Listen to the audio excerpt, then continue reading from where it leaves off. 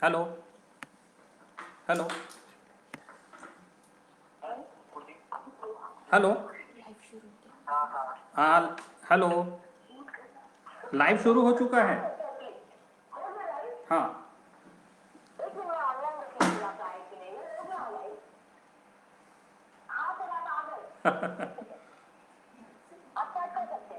ठीक है ma'am. Thank you ma'am.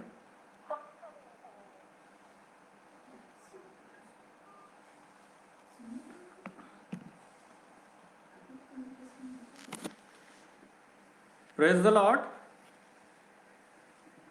परमेश्वर ने हमें यह मौका दिया है कि यूथ विद मिशन इनकी ओर से इस संध्या के समय में परमेश्वर का वचन शेयर करने के लिए हमें मौका मिला है, इसलिए मैं उनका धन्यवाद देता हूँ। और उस रीति से आज के इस दिन में हम लोग देख सकते हैं कि जो परमेश्वर का वचन हमसे कहता है कि क्राइस्ट इज मस्ट, मसीहा जो है वो जरूरी है। और इसलिए हम लोग देखते हैं कि जब इस विषय पे हम लोग मनन करते हैं, हम लोग देख सकते हैं कि ये दिन है, क्रिसमस के दिन है, और हम सभी लोग आनंदित हैं।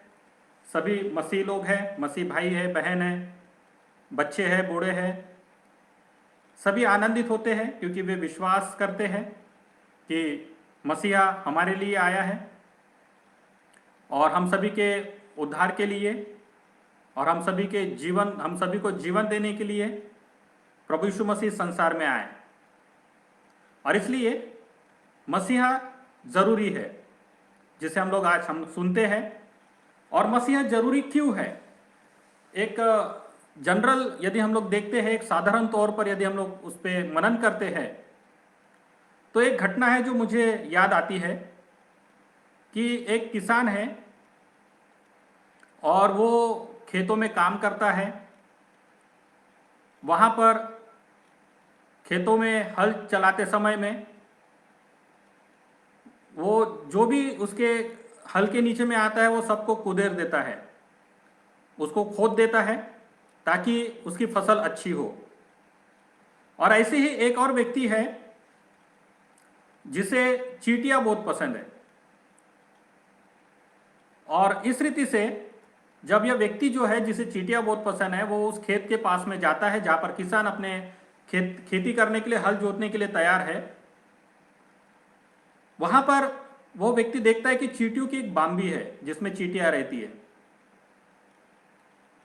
और वहां पर हम लोग देखते हैं कि वह व्यक्ति, उसे लगता है कि ये चींटियों को मुझे बचाना है।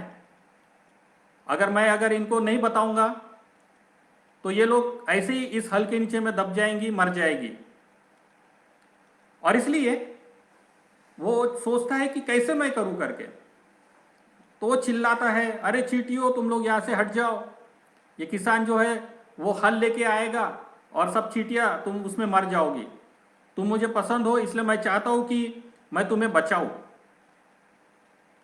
लेकिन यहां पर एक चीज हम लोग देख सकते हैं कि हम लोग कितने भी जोर से चिल्लाए, वो व्यक्ति चिल्लाता है लेकिन चींटियां सुनती नहीं है।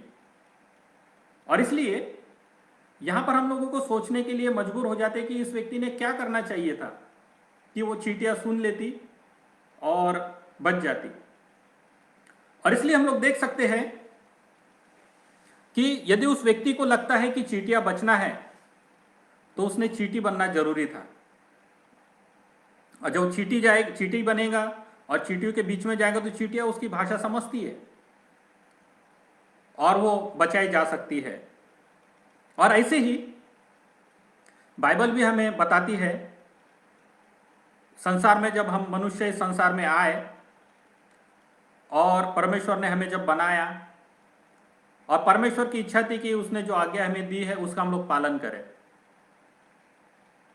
लेकिन हम लोग की अभिलाषाएं इतनी बढ़ जाती है, हम लोगों की इच्छा इतनी बढ़ जाती है कि यदि कोई हमें कहता है कि आप ये मत करो, आप वो मत करो, तो हमें और प्रोत्साहन मिलता है कि हम लोग वही गलतियां करते हैं। और इसलिए यही कारण है कि मनुष्य को जब परमेश्वर ने बनाया तब मनुष्य ने परमेश्वर की आज्ञाओं का उल्लंघन किया, उसकी आज्ञाओं को नहीं माना और परमेश्वर के विरोध में कार्य करते रहा। और आज पूरा संसार आप लोग देख सकते हैं कि परमेश्वर के विरोध में काम करते रहता है। बहुत सारे लोग अच्छे हैं जो अच्छे कार्य करते हैं, लेकिन मेजॉरिटी यदि हम लोग देखेंगे तो संसार में जो लोग हैं उनके बुरे कामों के कारण संसार पूरा दुखी है। और इसलिए संसार को बचाने के लिए, क्योंकि परमेश्वर बार बार उसके नबियों को भेजता, बार बार उसके दासों को भेजता, बार बार उनके द्वारा अपने मैसेज देता कि आप अपने आप को बदलो, आप अपने आप को बदलो। लेकिन हम लोग देखते कि मनुष्य परमेश्वर की आवाज सुनना पसंद नहीं करता। और इसलिए अंत में हम लोग देख सकते हैं कि परमेश्वर ने सोचा कि मनुष्य जिन्हें मैं अपने दासों को भेजता हूं लेकिन वो उनकी सुनते नहीं है, तो मैं अपने बेटे को भेज देता हूं ताकि वे उसकी सुनेंगे। और इसलिए बाइबल में भी जो दाखला है वो हमें बताता है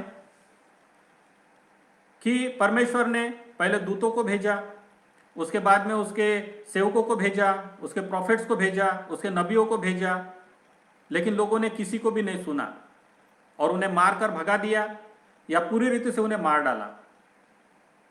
और अंत में जब हम लोग देखते हैं कि परमेश्वर के पास में कोई ऑप्शन नहीं है, तो यूहन्ना 3:16 के अनुसार जो हमसे कहता कि परमेश्वर ने जगत से ऐसा प्रेम किया कि उसने अपना एकलौता पुत्र अर्थात यीशु मसीह को दे दिया, ताकि जो कोई उस पर विश्वास करे उसका नाश ना हो परंतु उसे हमेशा का जीवन मिले, उसे सार्वकालिक जीवन मिले।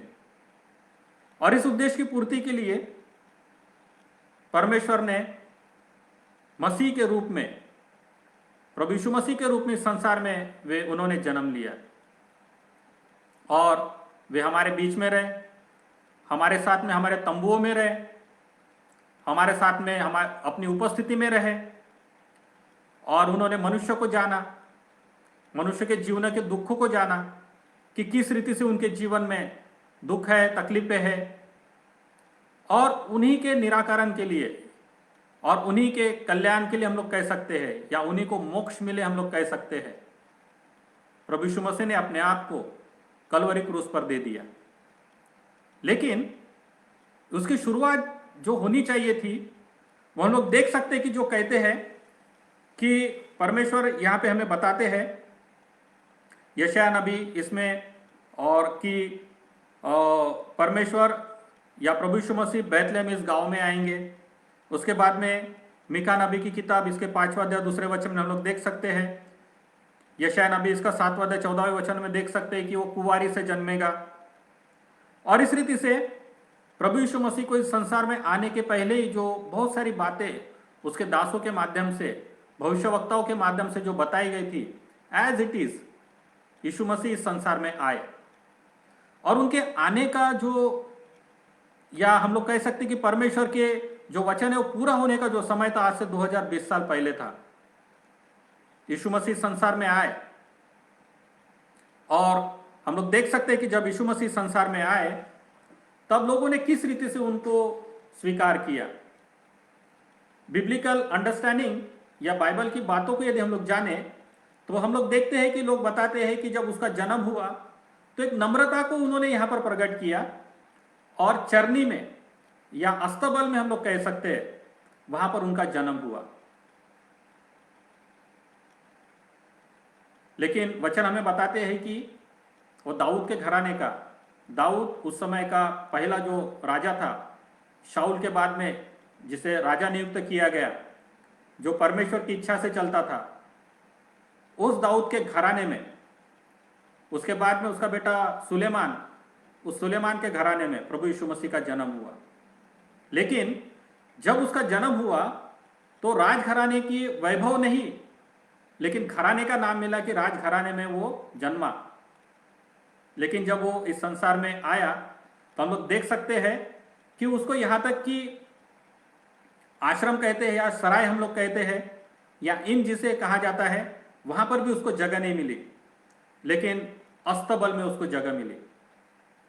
लेकिन अस्तबल जो है ये एक सिंबलिक है, या एक सिंबलिक रीति से हम लोग कह सकते हैं कि अस्तबल में क्यों जन्म हुआ।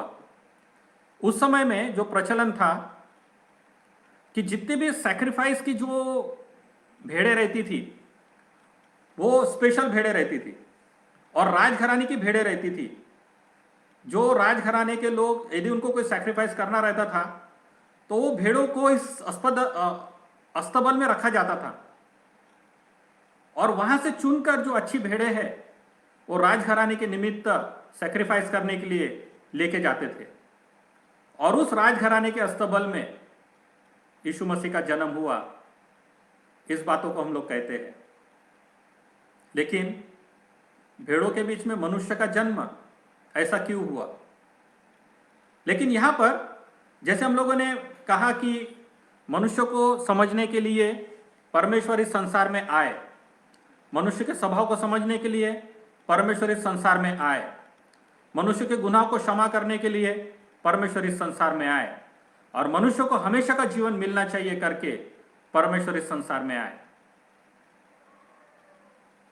यहां हम लोग देखते हैं कि जब यीशु मसीह उस अस्तबल में उनका जन्म हुआ और उसके बाद में हम लोग देखते हैं कि राजा के पास में खबर गई कि दाऊद के घराने में राजा का जन्म हुआ, तो हेरोद राजा जो है वो अस्त व्यस्त हो गया, अस्वस्थ हो गया कि अरे मैं तो राजा हूं और मेरे घराने में तो किसी का जन्म नहीं हुआ। तो ये 3 ज्योतिषी जो है पूर्व से आए थे, ये कैसे कह रहे हैं कि राजा के घराने में किसी बालक का जन्म हुआ? और इसलिए जो अस्वस्थ हुआ राजा जो है वो सभी बालकों को मराने के लिए या पूरे मार डाला जाए करके वो मुनादी करा देता है कि बैतलहम और उसके आसपास के गांव में जितने भी बच्चे हैं जो अभी अभी जन्मे हैं, 2 साल तक के जो बच्चे हैं उनको मार डाला जाए। लेकिन परमेश्वर ने वहां पर भी बड़ा कार्य किया और बालक यीशु को मिस्र देश की ओर जाने के लिए प्रेरणा किया उसके माता पिता को, और मरिया और जोसेफ ने अपने बालक यीशु को लेकर वे मिस्र देश की ओर चले गए।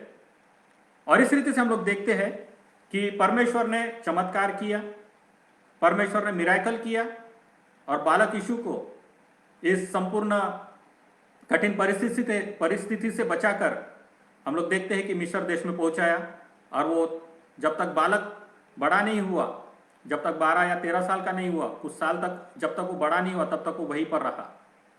और इस रीति से हम लोग देख सकते हैं कि यीशु मसीह संसार में आए, हमारे दुखों को जाना उन्होंने और हमारे दुखों को समझा उन्होंने, और इस रीति से हम सब के लिए एक सैक्रिफाइस का मेमना बनकर अस्तबल में पैदा हुआ और सारे संसार को मुक्ति के लाने के लिए या सारे संसार को हमेशा का जीवन देने के लिए वे अस्तबल में पैदा होने के लिए तैयार हो गए। हम लोग देखते हैं कि यीशु मसीह संसार में आए और उसका दूसरा जो महत्व जो है वो ये है कि हम लोगों के आज्ञा तोड़ने के कारण, परमेश्वर ने जो आज्ञा दी है उसको तोड़ने के कारण परमेश्वर के बीच में और मनुष्य के बीच में दूरियां बढ़ती गई। और हम लोग देखते हैं कि यदि कोई खाई है, यदि हमको उसको पार करना है तो आपको एकदम खाई में से होकर नीचे जाकर फिर ऊपर जाना होता है। लेकिन एक खाई इतनी भयंकर है कि आप उसको पार नहीं कर सकते। और वो खाई में आप लोग कह सकते हैं कि इस रीति से वो खाई तैयार है कि उस खाई को आप तैर कर या नीचे से पैदल चलकर पार नहीं कर सकते। तो उसके लिए जब तक आपके लिए एक ब्रिज तैयार नहीं हो जाता तब तक आप उसे पार नहीं कर सकते। और इसलिए परमेश्वर ने मनुष्य रूपी अर्थात यीशु मसीह के रूप में उस ब्रिज को तैयार किया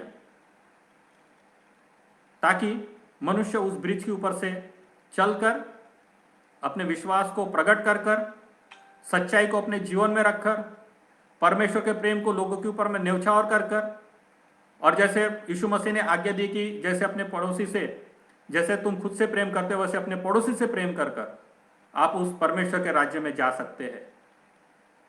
और ये जो ब्रिज है वो यीशु मसीह के जीवन से तैयार की गई है कि मनुष्य यीशु मसीह के जीवन को देखे, उसको फॉलो करे और उसके पीछे चले और परमेश्वर के राज्य में प्रवेश करे। और इसलिए क्राइस्ट इज मस्ट जब हम लोग कहते हैं तो मसीह इसीलिए जरूरी है कि लोग यीशु मसीह को जाने, उसकी शिक्षाओं को जाने, और उसने जो जीवन जो इस संसार में रहते हुए व्यतीत किया है उसके जीवन को जाने। हम लोग देखते हैं कि संसार ने उन्हें कबूल नहीं किया, संसार ने उन्हें कबूल नहीं किया, उसके अपने लोगों ने उन्हें कबूल नहीं किया जब वे संसार में थे। लेकिन जब वे संसार में थे तो उन्होंने जो काम किया है, जिस रीति से नाजरत मैनिफेस्टो में बताते हैं कि परमेश्वर ने उन्हें संसार में इसलिए भेजा, जो यशायाह नबी में भी मैनिफेस्टो पता चलता है। यीशु मसीह स्वयं कहते हैं कि मुझे संसार में इसलिए भेजा गया कि मैं परमेश्वर के राज्य का सुसमाचार आप लोगों को सुनाऊं। जो अंधे हैं वो देखने लगे, जो लंगड़े हैं वो चलने लगे, जो बंदी गृह में हैं वे छुड़ाए जाए, और जो जिनका सताव होता है उनको बचाया जाए। और इस रीति से हम लोग देखते हैं कि जो मैनिफेस्टो है, जो यीशु मसीह ने जो प्रकट किया, उसको अपने जीवन में उन्होंने अंगीकार किया और संसार के मुक्ति के लिए उन्होंने अपने आप को दे दिया। इसलिए हम लोग प्रभु को हमारे जीवन में होना जरूरी है कहते हैं, यीशु मसीह हमारे जीवन में होना जरूरी कहते हैं। क्राइस्ट इज मस्ट, हम लोग कहते हैं कि मसीह जरूरी है। हम लोगों को लूका रचित सुसमाचार इसके 15वें अध्याय में जो कहानी हम लोग देखते हैं, जिसे हम लोग कह सकते हैं कि प्रोडिगल सन या उधेड़ा पुत्र हम लोग जिसे कहते हैं, कि उसने अपनी इच्छा पूर्ति के लिए उसने अपने पिता से अपना हक मांगा, अपनी जीत पूरी करने के लिए अपना पूरा जो उसका वारसान हक जो रहता है, जिसे हम लोग कहते हैं, उसका जो अधिकार होता है, जो उसकी संपत्ति है, सब कुछ बेच देता है, ले लेता है और दूसरे देश में चला जाता है। अपने मित्रों के साथ में वो जाकर वहां चैनबाजी करता है, और जब उसका पैसा खत्म हो जाता है उस समय में वहां पर हम लोग देख सकते हैं कि दुष्काल, जिसे हम लोग मराठी में कहते हैं, कि वहां आ जाता है। और ऐसे कठिन परिस्थिति में हम लोग देख सकते हैं कि वहां खाने के लिए कुछ नहीं रहता। आखिर में उसका जो पैसा है वो खत्म हो जाता है, चैनबाजी में पूरा पैसा उड़ा देता है, अपने दोस्तों पर पूरा पैसा उड़ाता है, दारू में पैसा उड़ाता है। समय आता है कि उसके पास में कुछ भी नहीं बचता। आखिर में सोचता है कि अब मैं क्या करूं। उसके दोस्त भी उसको छोड़ के चले जाते हैं। तो एक व्यापारी के पास में जाता है कि मुझे काम दो। तो ऐसे कठिन परिस्थिति में, ऐसे भयानक परिस्थिति में जब लोगों को खाने को नहीं है, तो भी व्यापारी कहता है कि ठीक है, मेरे पास में एक ही काम है कि मेरे यहाँ पर जो सुअर है तो उसे चला, उसे चरा, और वहाँ पर जो फलियाँ जो सुअर खाते हैं वही तू खा और जीवित रहे। इतनी कठिन परिस्थिति वो भाई जो है, वो व्यक्ति जो है, वो वहाँ पर निकालता है। लेकिन जब वो सुअरों के बीच में पलता है और वहाँ की जो फलियाँ खाता है, तो उसे ध्यान में आता है कि अरे, मेरे पिता के घर में तो इससे भी बढ़कर नौकर चाकर है और वो तो इससे भी अच्छा खाते हैं। यदि मैं अपने पिता के पास जाऊंगा और यदि उससे मैं कहूंगा कि आप मुझे क्षमा कर दीजिए, तो मेरे पिता का हृदय बहुत बड़ा है, वो मुझे क्षमा करेगा। वो कहेगा, बेटा जिसने सब कुछ अपनी संपत्ति उड़ा दिया था, वो बेटा जाकर कहेगा कि पिता, मैंने आपके विरोध में गुनाह किया है, तो आप मुझे क्षमा कीजिए। जब इसे स्मरण होता है इस बातों का, तब उसकी नवचेतना हम लोग देख सकते हैं कि जागृत हो जाती है, और वो कहता है कि नहीं, अब मैं मेरे पिता के पास जाऊंगा। वो सब कुछ छोड़ देता है, अपने आप को बदलता है, अपने आप को नम्र करता है और वापस अपने गांव, अपने पिता के पास में लौट जाता है। जब पिता उसको दूर से देखता है तो वो खुश होता है, और जैसे ही बेटा पास में आता है वो झुकता है और अपने आप को नम्र करता है, रोता है, कहता है कि पिताजी, मैंने आपके विरुद्ध में मैंने बहुत गुनाह किया, मैं तो क्षमा योग्य भी नहीं, आप मुझे दास करके रख लीजिए। लेकिन पिता का हृदय बहुत बड़ा होता है, वो तो अपने बेटे की राह देखता है कि कब मेरा बेटा लौट के आएगा। वो हर दिन शाम को अपने घर की छत पर जाता है और देखते रहता है, जहां से आने की राह होती है गांव में, ऊपर से देखते रहता है कि मेरा बेटा कब आएगा। और वो दिन आ जाता है। वो अपने बेटे को देखता है, दूर से ही देख लेता है कि नहीं, ये जो चल के आ रहे हैं तो मेरा बेटा है। उसका दिल भर आता है। वो अपने बेटे को देखने के लिए तैयार रहता है। जैसे ही वो बेटा उसके पास में पहुंचता है, वो उसका दिल खोलकर स्वागत करता है। लेकिन बेटा जो है वो आत्मा में टूटा हुआ होता है। उसे यह एहसास होता है कि मैंने बहुत गलती करी है, मैंने मेरे पिता की आज्ञाओं का पालन नहीं किया, मेरे पास जो फ्रीडम था उस फ्रीडम का मैंने उपयोग करके सब कुछ मेरा जो था मैं लेके चला गया। लेकिन इतना होने के बाद भी आज मेरा पिता दोनों हाथ फैलाकर मेरा स्वागत करने को तैयार है, मुझे कबूल करने को तैयार है, और इससे बढ़कर कोई बात नहीं है। और ऐसा ही जीवन हम लोगों का भी है। प्रभु यीशु मसीह हमसे कहता है कि ऐसा ही जीवन हम लोगों का भी है। वो भी हमसे ऐसा ही चाहता है कि हम लोग जो आज्ञा को तोड़ने वाले, जो हम लोगों ने परमेश्वर की आज्ञा को तोड़ा, पर भी परमेश्वर अपने बाहें पसार कर हमसे कहता है कि मेरे पास लौट आ, मेरे पास लौट आ, मैं आज भी तुम्हारा इंतजार करता हूं। और इसलिए यहां पर परमेश्वर हमसे कहता है कि यदि आज भी यदि हम लोग अपने आप को तैयार करते हैं, क्योंकि हम लोग जब कहते हैं कि क्राइस्ट इज मस्ट, मसीह जरूरी क्यों है, तो मसीहा इसीलिए जरूरी है कि हम लोगों के जो संबंध परमेश्वर से दूर हो चुके थे, या हम लोग जो परमेश्वर से दूर हो चुके थे, परमेश्वर चाहता है कि हम लोग करीब आए, हम लोग उसकी उपस्थिति में आए। और उसकी उपस्थिति में आने के लिए केवल यीशु मसीह ही एकमात्र सहारा है, केवल मसीहा ही एकमात्र सहारा है।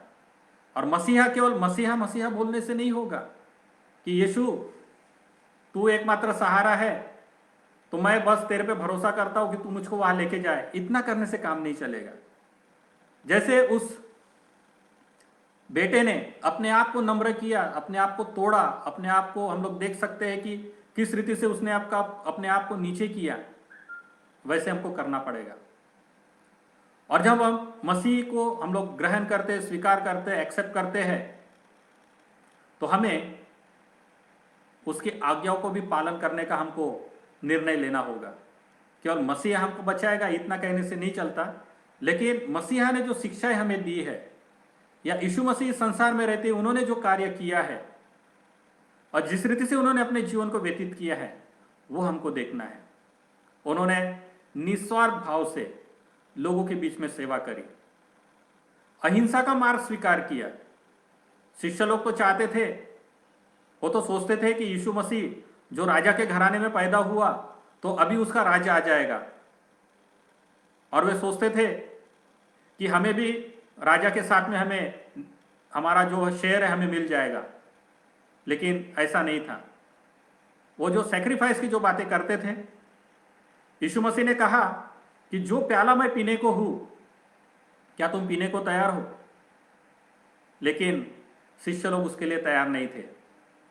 जब तक मसीह का सैक्रिफाइस नहीं हुआ, जब तक मसीह ने अपने आप को कलवरी क्रूस पर नहीं दिया, और उसके बाद में पुनरुत्थित होकर जब तक वो शिष्यों पर प्रकट नहीं हुआ, तब तक शिष्यों का विश्वास जो था कमजोर था। लेकिन जिस दिन मसीहा ने खुद को उसके शिष्यों पर प्रकट किया, पुनरुत्थान के बाद में शिष्य लोग आत्मा में भर गए, शिष्य लोग सामर्थ में भर गए।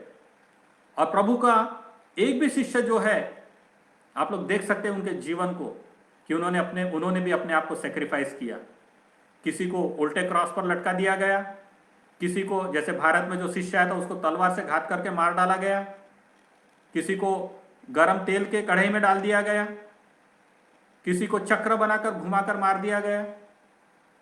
लेकिन जब उन्होंने देखा कि मसीह हमारे लिए जरूरी है, Christ is must for me, उसके बाद में आप लोग देख सकते हैं कि जीवन बदल चुका है। लेकिन उन्होंने मसीह को जब स्वीकार किया, जब मसीह उनके जीवन में आया, तो उन्होंने भी अपने जीवन से मसीह के प्रेम को प्रकट किया, मसीह के सेवा कार्यों को उन्होंने प्रकट किया। अहिंसा का साधन लेकर या अहिंसा का हथियार लेकर वे परमेश्वर के राज्य के प्रचार के लिए चल पड़े। और इस तरह से हम लोग देख सकते हैं कि मसीहा आज हमारे लिए भी जरूरी है। Christ is must. आज हम लोग देख सकते हैं कि प्रभु जब हमारे जीवन में आता है तो हमारे जीवन में 3 तरह की बातें होती है। और यहां पर हम लोग देख सकते हैं कि एक और उदाहरण जो है कि परमेश्वर हमारे जीवन को बदलना चाहता है। सबसे पहला, मसीहा चाहता है कि आपके जीवन में मॉरल रिवोल्ट हो, नैतिक विद्रोह हो। क्योंकि केवल मसीह को स्वीकार करने से काम नहीं चलेगा, लेकिन हमारा बिहेवियर जो है या हमारा बर्ताव जो है उसके ऊपर में भी परमेश्वर हमसे चाहता है कि हमारे अंदर का जो घमंड है वो टूट जाए। हम लोग अपने आप को नम्र करें, हम लोग अपने आप को दीन करें, हम लोग अपने आप को नम्रता के द्वारा लोगों पर प्रकट करें। जो मॉरल जो रिवोल्ट है, यदि हम लोग देख सकते हैं कि जब मसीह को अपने जीवन में जोड़ते हैं तब हमारे जीवन का मॉरल या नैतिक विद्रोह जो है वो शुरू हो जाता है। और इसके लिए हम लोग देख सकते हैं कि जब तक मसीह को हम लोग स्वीकार नहीं करते, नम्रता के साथ में अंगीकार नहीं करते, तब तक हमारे जीवन में मॉरल रिवोल्ट हो नहीं सकता। और इसलिए क्राइस्ट जरूरी है। Christ is must. इसीलिए क्राइस्ट जरूरी है, क्योंकि जिन लोगों का प्रभु यीशु मसीह के साथ में सामना हुआ है और जिन लोगों ने प्रभु यीशु मसीह को अपने जीवन में स्वीकार किया है, आप उनके जीवन में कभी भी नम्रता देख सकते हैं, आप उनके जीवन में कभी भी चेंजेस देख सकते हैं। एक समय में गुस्सा करने वाला व्यक्ति यदि आपके सामने अगर आता है और यदि क्राइस्ट के साथ में यदि उसका एनकाउंटर हुआ है या क्राइस्ट के साथ में सामना हुआ है, वो व्यक्ति कभी आपको गुस्सा करते हुए नहीं दिखेगा। और इसी को हम लोग कहते हैं मॉरल रिवोल्ट, नैतिक विद्रोह जिसे हम लोग कह सकते हैं। और इस रीति से परमेश्वर हमें कहता है कि आपके अंदर का जो घमंड है उसे आप छोड़ दीजिए, और जिस दिन आपने घमंड को छोड़ दिया उस दिन से आपके जीवन में नैतिकता की नदियां बहना शुरू हो जाएगी, मॉरल रिवोल्ट शुरू हो जाएगा और आप मसीह के साथ में बन जाएंगे। दूसरा जो है, दूसरी बात जो परमेश्वर हमसे कहता है कि सोशल रिवोल्ट, केवल मसीहा को स्वीकार कर लेने से ही काम नहीं चलेगा। जब आपके अंदर में मॉरल रिवोल्ट हो चुका है, जब आप कह सकते हैं कि मैं प्रभु को स्वीकार करता हूं और मैं प्रभु के साथ में चलना शुरू करता हूं, तब उसके बाद में आपके जीवन में सोशल रिवोल्ट शुरू हो जाता है। और सोशल रिवोल्ट जो है, हम लोग देख सकते हैं कि परमेश्वर जो है कि धन्य है जो नम्र है, क्योंकि परमेश्वर के राज्य में वे लोग परमेश्वर के बेटे कहलाएंगे। और इसलिए यहां पर हम लोग देख सकते हैं कि सोशल रिवोल्ट जो है वो हमें बताता है कि दुनिया में समानता की बातें होना बहुत जरूरी है। और समानता अर्थात रिस्पेक्ट, अभी भी कुछ दिन पहले मैं सुना कि आज भी कई जगह ऐसे है कि मसीह को तो स्वीकार कर लिया लेकिन उनका मन अभी तक बदला नहीं है। सोशल जो गैदरिंग जो है या सोशली जो होना चाहिए सामाजिक रीति से, जिसे हम लोग कहते हैं कि सोशल या सामाजिक जो होना चाहिए, आज भी लोग सामाजिक नहीं है। हमारे इधर में कई ऐसे प्रदेश है जहां पर आज भी कास्ट डिस्क्रिमिनेशन चालू है। और मुझे यह सुनकर बहुत अचंभा लगा कि इतने पढ़े लिखे लोग हैं और वो कहते हैं कि हम लोग पढ़े लिखे हैं, हम लोग सेवा करते हैं, यीशु मसीह की सेवा करते हैं,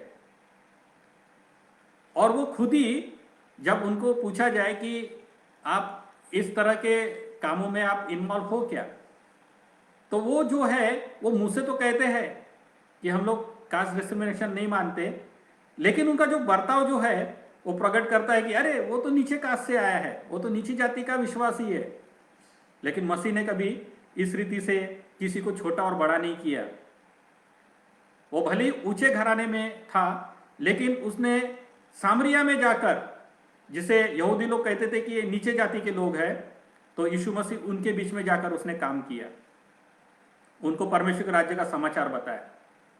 और परमेश्वर के राज्य में सब इक्वल है, इस बात को उसने प्रकट किया। लेकिन आज भी बहुत से मसीह भाई और बहन है जो कहते हैं कि हम यीशु पर विश्वास करते हैं, हम परमेश्वर के बेटे और बेटियां हैं, लेकिन वो खुद ही कास्ट डिस्क्रिमिनेशन में शामिल है। वो अपने से छोटे जाति वाले व्यक्ति को कभी भी परमेश्वर के सेवा में ऊंचा उठता नहीं देख सकते। और इसलिए यहां पर एक सोशल रिवोल्ट जो है प्रभु यीशु मसीह ने हमारे जीवन में लेके आया है, उसको हमको प्रकट करना है। और यदि सोशल रिवोल्ट को यदि प्रकट करना है या हमारे को बताना है, तो अपने आप को नम्रता के साथ में इसका हमको विरोध करना है, विद्रोह करना है, और उस बात को परमेश्वर यहां पर हमें बताता है। और इसलिए यहां पर एक जो हम लोग जान सकते हैं कि हमको एक उस चीज को हमको एहसास करना होगा, महसूस करना होगा। यदि सोशल रिवोर्ट हमारे जीवन में यदि हम लोग चाहते हैं, तो हमको महसूस करना होगा कि यीशु मसीह ने हमारे लिए क्या किया। और बढ़कर जो बात है, यीशु मसीह ने हमारे लिए सबसे बढ़कर यह किया कि उसने अपना पवित्र लहू हम लोगों के लिए बहा दिया। जो सैक्रिफिशियल जो भेड़े जो है, वो भेड़ खानों से ले जाकर परमेश्वर के पवित्र मंदिर में लेके जाते हैं, ताकि वहां पर उनको कत्ल किया जाए, उनका सैक्रिफाइस किया जाए और उनका पवित्र लहू लोगों पर छिड़का जाए, ताकि वे लोग शुद्ध हो जाए। लेकिन यीशु मसीह ने एक ही बार में वो अस्तबल में भी पैदा हो गया, और वहां से उसको जिस रीति से लोग भेड़ों को लेके जाते हैं कि वो मुंह से आवाज नहीं निकालती, वैसे यीशु मसीह को भी लेके जाया गया, उसको मारा गया और उसको सेक्रीफाइस किया गया। अब देखिए, जो लोग डिस्क्रिमिनेशन करते हैं, उनको इस बात की अंडरस्टैंडिंग बहुत जरूरी है कि मसीह जरूरी क्यों है। मसीह के लहू में कोई भेद है क्या? एक क्वेश्चन आता है। अगर मसीह के लहू में यदि भेद रहता, तो मसीह कह देता कि ठीक है, ये नीचे जाति का है तो इसको मैं ज्यादा लहू देता हूं, और ये ऊंची जाति का है तो इसको मैं एक बूंद दे देता हूं। मसीह ने ऐसा नहीं किया। मसीह ने अपना जो लहू बहाया है, पूरे मानव जाति के लिए एक साथ में उसने बहाया है, और उसने कोई उसमें डिस्क्रिमिनेशन नहीं किया कि इसको कम चाहिए, उसको ज्यादा चाहिए। और इसलिए सोशल रिवॉर्ड जब हम लोग कहते हैं कि हमको एक फील करना चाहिए कि मसीह का लहू सारे पापों से हमको शुद्ध करता है, चाहे छोटे पाप रहे चाहे बड़े पाप रहे, चाहे कितने भी घिनौने पाप रहे, लेकिन यदि शुद्धता चाहते हैं तो उसमें मसीह का ही लहू है। और इसलिए यहां पर हम लोग को उस बात को फील करना है। सोशल रिवॉर्ड जब हम लोग करते हैं, तो जो लोग इस बातों को अपने जीवन में रखते हैं, जो कहते हैं कि मैं कास्ट डिस्क्रिमिनेशन रखता हूं या मैं जाति पाति का बंधन रखता हूं, तो उनको मसीह कहने का कोई अधिकार नहीं है। मसीह जरूरी क्यों है? मसीह जरूरी इसीलिए है कि जो सामाजिक रीति से जो अपने आप को कहते हैं कि हम लोग ऊंचे हैं, उन्होंने अपने आप को नीचे करना है, और नीचे वहां तक नीचे करना है कि जो नीचे में है वो आपकी इक्वलिटी में आए। और जब आप इक्वलिटी की बातें जब आप करते हैं, या जब अपने आप को इक्वल कहते हैं, जो परमेश्वर के दास लोग हो गए जो कहते हैं कि हम इक्वल की बात करते हैं, तो उन्होंने इस बात को समझना है। सोशल रिवॉर्ड तब पूरा हो जाएगा जब आप सब लोगों को एक साथ देखेंगे, एक लेवल में देखेंगे, किसी को छोटा नहीं समझेंगे, किसी को नीचे नहीं समझेंगे। और इस तरह से परमेश्वर हमारे जीवन से सोशल रिवॉर्ड चाहता है। तीसरी बात जो है, तीसरा रिवॉर्ड जो है, परमेश्वर हमसे चाहता है कि इकोनॉमिक रिवॉर्ड। इकोनॉमिक रीति से भी हम लोग देख सकते हैं कि विद्रोह करते हैं। और जब प्रभु यीशु मसीह संसार में थे, तो आप लोग देख सकते हैं कि एक साथ एक बार 4000 लोगों को खाना खिलाया गया, एक बार 5000 लोगों को खाना खिलाया गया। लेकिन यदि हम लोग उसको काउंट करें तो 4000 और 5000 नहीं, तो 5000 केवल पुरुष ही थे और 4000 केवल पुरुष ही थे। लेकिन जब उनको हम लोग काउंट करते हैं, उनके पत्नियां भी थी साथ में, उनके बच्चे भी वहां पर साथ में थे, और कई बीमार लोग थे, कई बूढ़े लोग थे। तो इन लोगों के यदि काउंट किया जाए तो 5000 से ज्यादा नंबर आता है वहां पर। तो यहां पर हम लोग देख सकते हैं कि परमेश्वर ने केवल वहां पर जो अमीर है उन्हीं को खाना नहीं दिया, या जो भूखे हैं केवल उन्हें खाना नहीं दिया, लेकिन सबको इक्वली खाना दिया, सबको एक साथ खाना दिया।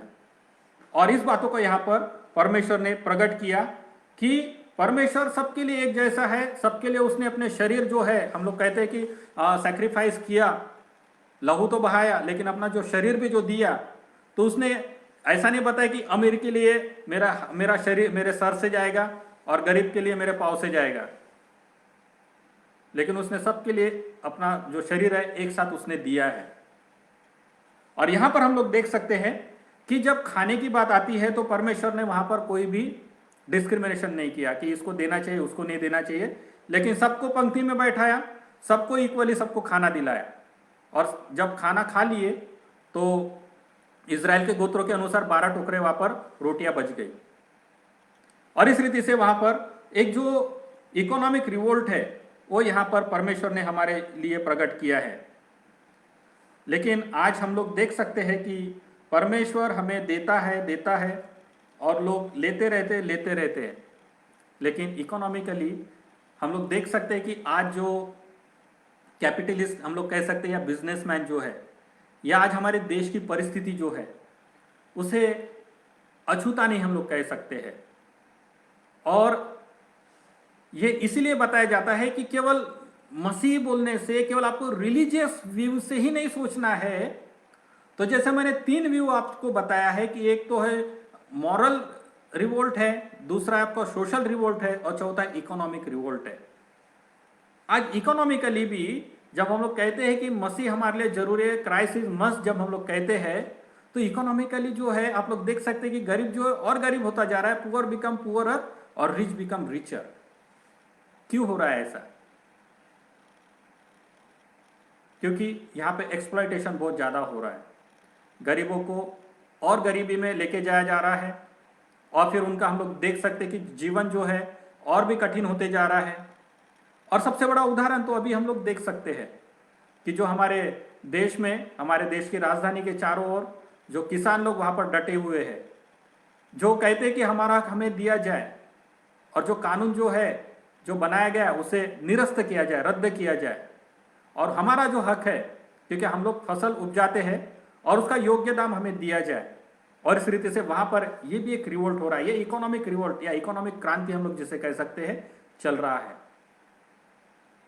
तो ये अंडरस्टैंडिंग जब तक हमें नहीं आएगी, केवल प्रभु प्रभु करने से नहीं, लेकिन प्रभु ने जो रहते हुए जो सामाजिक कार्य जो किए हैं, जो नैतिक रीति से जो कार्य किए हैं, और जो इकोनॉमिक रीति से भी जो कार्य किए हैं, इकोनॉमिकली प्रभु ने कहा है कि जिसके पास बहुत सारा पैसा है वो पैसा बजाते बजाते आते हैं, दोनों जेब में हाथ डालते हैं और एकदम से डाल देते हैं, कटोरे में जब डालते तो आवाज होती है छन छन छन छन छन। लेकिन जब वही विधवा जो है जो वहां पर आती है, उसके पास में केवल मेरे ख्याल से हफ्ता भरा में उन्होंने कमाई किया होगा, और उसके पास में थोड़ा सा पैसा था, वो गई और उसने उसमें डाली, दान पात्र में डाली, तो आवाज आया टन टन। तो उसमें हम लोग देख सकते हैं कि 2 बार बजा, मतलब 2 नानियां होगी उसमें, दो नाने या 2 मोहरी होगी। तो प्रभु ने कहा कि ये जो विधवा ने जो दिया ना वो सबसे ज्यादा दिया, क्योंकि उसने पूरा हफ्ता भर या महीना भर कमाई करी होगी, और उसके बाद में उसने देखा कि अरे मेरी तो जरूरत पूरी हो गई, ये तो बचा है, अभी ये मेरे पास रख के क्या करूं, ये जाने दो प्रभु की सेवा के लिए। लेकिन जो अमीर जो है वो तो कितना तो भी लोगों को लूटा होगा। जैसे टैक्स कलेक्टर आप लोग देख सकते हैं कि वो लोगों को अंदर छोड़ने के लिए तो दो मोहरे लेते थे, लेकिन खुद के जेब में 10 मोहरे डाल देते थे। तो ऐसे आज भी चल रहा है। आज जो अमीर जो है बहुत अमीर होते जा रहे हैं और लोगों को एक्सप्लॉइट कर रहे हैं, उनका पूरा पैसा का, जैसे सबसे ज्यादा तो एक्सप्लॉइट, जैसे हम लोग जो एकदम गरीब है वो तो हो ही रहे हैं, लेकिन जो मध्यम वर्गीय जो लोग हैं उनको कई कई मतलब नए नए स्कीम लगा करके लूटा जा रहा है। तो यहां पर एक रिवोल्ट की जरूरत है, इकोनॉमिक रिवोल्ट की, जो परमेश्वर हमसे चाहता है। परमेश्वर ने इसीलिए कहा है कि गरीबों का तो परमेश्वर के राज्य में जाना बहुत आसान है, लेकिन अमीरों का परमेश्वर के राज्य में या धनवानों का परमेश्वर के राज्य में प्रवेश करना अर्थात सुई की नाक में से जाना जितना कठिन है। तो जो लोग कपड़े सिलते उन्हें पता है सुई की नाक कितनी बारीक होती है और ऊंट कितना बड़ा होता है, और इसलिए परमेश्वर यहाँ पर एक इकोनॉमिक रिवोल्ट की बात करते हैं। इसलिए प्रियो, जो परमेश्वर ने हमें ये मौका दिया है उसका हमको पूरा पूरा फायदा उठाना है। मसीह हमारे जीवन में है।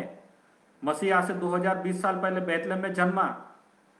मसीह हमारे लिए क्राइसिस मस हम लोग जब कहते हैं तो जब सिंपल बोलने से नहीं चलेगा, आपको मसीह को स्वीकार करना है, आपको मसीह को नैतिक रीति से आपको स्वीकार करना है, मॉरली आपको स्वीकार करना है कि वो जब आपके जीवन में आता है तो आपके जीवन में बदलाव आता है, आपकी सोच बदल जाती है, आपके विचार बदल जाते हैं। और जब आपकी सोच बदलती है, विचार बदलते हैं, तो सबसे पहले आप सामाजिक रीति से फिर सोचना शुरू करते हैं कि नहीं, मेरे समाज में जो शुरू है, या सामाजिक रीति से जो डिस्क्रिमिनेशन शुरू है, या सामाजिक रीति से जो लोगों को दबाया जा रहा है, कुचला जा रहा है, आप पहले उधर सोचना शुरू करते हैं। और फिर उसके बाद में जो तीसरा रिवोल्ट है, जब कहते हैं कि मसीह हमारे लिए जरूरी है, तब आप इकोनॉमिकली सोचते हैं कि कैसे हमें दूसरे को मदद करना है, कैसे मेरी जरूरत जो है पूरी होने के बाद में मैं कैसे दूसरों की मदद मैं कर सकता हूँ। आज प्रियो, मसीह हमारे लिए जरूरी है, क्राइस्ट इज मस्ट, लेकिन उसको हमको स्वीकार करना बहुत जरूरी है। आज इस कोरोना के समय में भी हम लोग देख सकते हैं कि पूरे संसार में लोग मसीह के जन्म के लिए, उसके उत्सव के लिए तैयार है। लोग चाह रहे हैं कि मसीह का उत्सव, मसीह का जन्मोत्सव हम लोग बहुत ही शानदार रीति से मनाएं। लेकिन जब हम लोग ख्रिस्त जन्मोत्सव मनाना चाह रहे हैं, तो हमें यह भी देखना है कि जो लोग गरीब है, आज इस कोरोना काल में कितने लोगों का जॉब चला गया, कितने लोग रास्ते पर आ गए, कितने लोग ऐसे हैं कि जब लॉकडाउन हुआ था तो उन्हें खाने को नहीं मिला। इस कठिन परिस्थिति में जब हम लोग कहते हैं कि क्राइस्ट इज मस्ट, तो हम लोगों ने जो मसीह को स्वीकार किया, तो जो लोगों को मसीह जरूरी है, हमने उन तक मसीह को कैसे पहुंचाया? बहुत कम लोग हैं जिन्होंने मसीह को जानकर लोगों की सेवाएं करी है। आज कोरोना का जो असर जो है, या जो महामारी जो फैल रही है, एक और अभी जो अपडेट्स जो है, जो बताया गया है कि इंग्लैंड में फिर से इस वायरस को अपडेट किया गया है। इस वायरस के लाइन में और भी मतलब इजाफा हुआ है, और इसीलिए हम लोग देख सकते हैं कि आज पूरा दुनिया जो है डर के माहौल में है। और इस डर के माहौल से यदि हम लोग निकलना चाहते हैं तो मसीह जरूरी है। Christ is must. मसीह क्यों जरूरी है? जब तक हम लोग आत्मीयता से हम लोग प्रार्थना नहीं करेंगे, वॉटेवर, अगर ये ह्यूमन मेड वायरस भी होगा, पर भी इस पूरे दुनिया का कंट्रोल जो है वो मसीह के हाथ में होना चाहिए। और मसीह के हाथ में कैसे दे सकते हैं? तो अपने आप को हमको नम्र करना पड़ेगा, हमको परमेश्वर से प्रार्थना करनी होगी। और जो भय का जो माहौल है, अगर ये भय का माहौल यदि हम अपने जीवन में रखें, कि परमेश्वर का भय यदि अपने जीवन में रखेंगे, तो यह भय का माहौल हमारे लिए कुछ भी नहीं होगा। और परमेश्वर आज हमसे यही कह रहा है कि इस भय के माहौल से निकलो, परमेश्वर के भय में रहो, अपने आप को नम्र करो, अपने आप को दीन करो, क्योंकि मसीह तुम्हारे लिए संसार में आया, मसीह हमारे लिए संसार में आया, ताकि हम लोगों को नाश ना हो, लेकिन हमें हमेशा का जीवन मिले।